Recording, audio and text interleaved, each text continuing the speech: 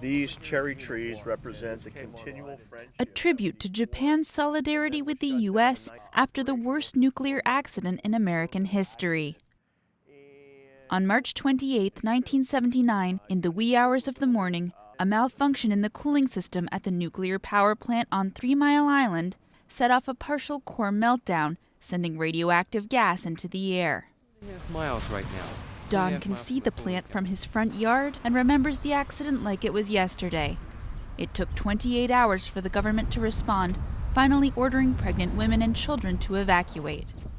Don was one of more than 140,000 people who would eventually flee their homes for more than a week.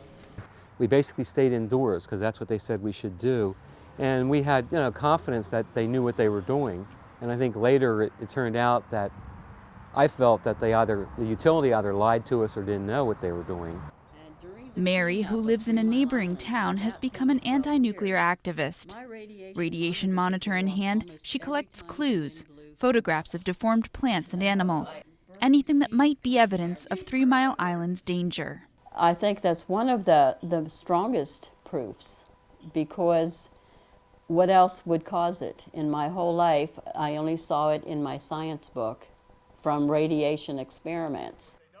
Cleanup efforts on 3 Mile Island lasted more than a decade until 1993.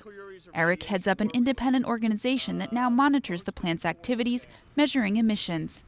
To him, the worst thing about a disaster like the one unfolding in Japan is that the danger remains long after public interest has worn off.